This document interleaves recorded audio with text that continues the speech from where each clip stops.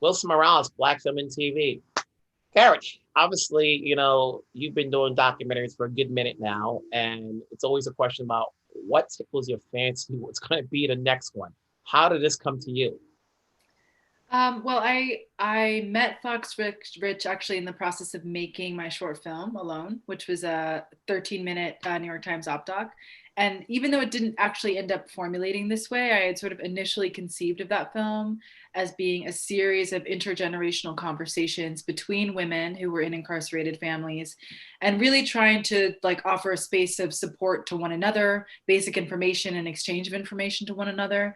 And so I met Fox in the process of making that film, and she's in Alone very briefly at the end of it. And I wanted to think about, once Alone had come out into the world, think about how I could continue to make films that were addressing this issue of incarceration, which affects so many of us, from a familial and sort of feminist point of view.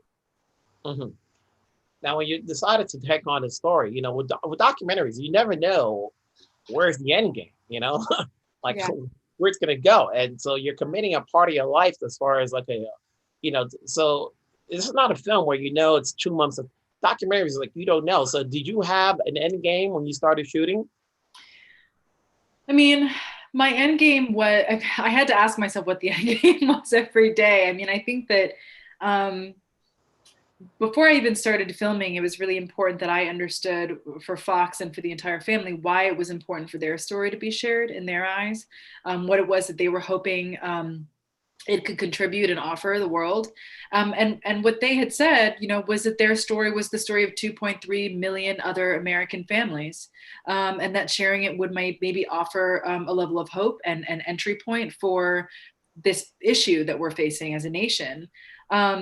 And so I had to kind of reinterpret that as a filmmaker and think, okay, well, how do I show that? And the way that I did that at first was to really just focus on daily life, and to try to just say to myself, if I at bare bones minimum have to walk away tomorrow, I hope that this footage will at least show how unequivocal the system is in embedding itself in everyday life for incarcerated families, that you cannot separate your work life, your family life, your personal time, your relationships with other people, from the system. You've got the real life people that you're working with. Was there any sort of research you even have to do with this outside of just shooting them and shooting, their story? It's a really good question. I mean, I was coming at this really from a personal connection and reverence for Fox and for the family. I understood. I understand what's going on in our country, but I felt that the way in which I was going to deal with that and address that was in trying to make clear as much as possible the effects of the facts, you know, and that there's a lot of work that's out there, that does outline all of the factual information, the statistics, and the laws and the things that need to change. And I think that that's incredibly important. But it also, I think, needs to happen in tandem with understanding the human cost, the things that are more abstract, the things that are less sort of concrete, and what that cost is to us, as families and as a country. The thing I got out from seeing this is the picture itself that sells the movie. Is the love that Fox has for this man and how she's carried it through and she's feisty. It's like you see her go through it and you captured that so beautifully along with the kids. Was there anything you left behind? Because when you're telling a story, obviously the whole point is to get him out and you want to tell the story about the injustices that he's facing. But it's like at the same time, you're showing the story about this couple. They are so deeply in love, that he's willing to let her, carry it through. Like you keep the fight for me, and you showed that in there. I don't know if that's something that you aimed for, but you saw afterwards. Was there something you picked up while you were shooting? I think that it was more that there were elements of their relationship to me that were really reaffirming for how to think about both oppression and resistance in the historical context of our country.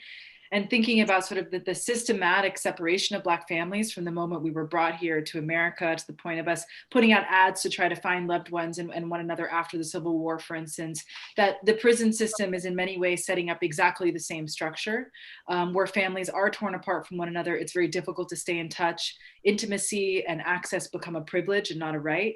And so to see, as you said, the love that they have for one another and their ability to stay such a strong unit, even though Robert was physically separated from his sons, from his wife, and from his family, reaffirms how they were able to overcome the system and resist it. And I think that Fox's family archive, her sort of self-documentation, was also a form of resistance.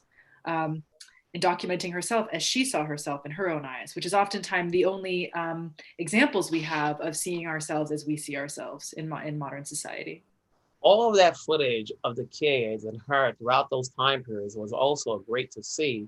And so that when it comes to you as a director, and you have all of this putting it together, the challenge of any documentary is the editing part.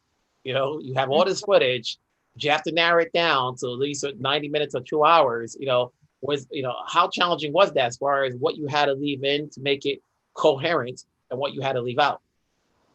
Yeah, I mean, gosh, there's so many things, but I think what has proved to be, I think, really important in that question is the issue that was presented to us in terms of how much we wanted to really get into the crime itself, how much we really wanted to get into talking about the legal system in Louisiana. And I found that, again, when myself and Gabe Rhodes, who was the film's editor, when we started to talk through what it would mean to address that part of the story and to appease certain audiences that would really, and there certainly are audiences that really want that information, I found myself as a filmmaker being presented with then needing to explain racism in America. And I felt that to me would have been counterintuitive to who I was speaking to and how I wanted to speak to those people. And especially when we think about just the sheer numbers, again, 2.3 million people that are incarcerated, there's if not double, triple that number then that are affected by this issue. So a majority of us that are American are affected by incarceration. And so when we think about making something universal or accessible or understandable, it brings into question who we're really talking about. Mm-hmm. At the end of the day, obviously, there's a lot going on in this world, but at the same time, we all want to see some hope. We're all homebound, whether we're watching whatever's on TV, sports, and documentaries are always not easy. You have to find a time to sit there and pay attention, especially when you're talking about somebody's real life. Sometimes you just need that escape. What's the sell? When people say it's a film called Time, and that word is so broad, what are you telling folks? It's a story about a woman's love for a man who's in prison but wants to get him out. It's a story about the injustices, and what are you trying to highlight out of this when you're trying to briefly explain what this film is about? I think that the film it's about love. It's about staying together against all odds, and holding on to oneself, holding on to one's individuality, holding on to the ones that you care about most against everything. And I think that we live in a world right now where it's really easy. Well, we have always lived in the same world, actually, but where cynicism and a lack of optimism can be very easy to fall into. And I think that this is a film about hope, and there's a lot of optimism. And if anything, it's an indication of what we hopefully can look forward to in our country. I think that we really, truly are at a turning point. When we think about the unprecedented amount of allyship that we're seeing in the movement, we're in an exciting time. It's a scary time, but it's an exciting time. And loving each other, loving ourselves, and compassion is so much of how we are going to manifest what we want. And that's what Fox did. And I think that's ultimately what the film is really about and celebrates. Well said. Well, Garrett, obviously good talking to you. Obviously, you seem to be working every year, which is good. I always say, you working gives me work. So we have to Thank you. keep going. So where we can always talk to you and get your word out. So keep doing your thing. Stay safe. We'll talk down the road. Take care. Thank you. I so appreciate you. Thank you.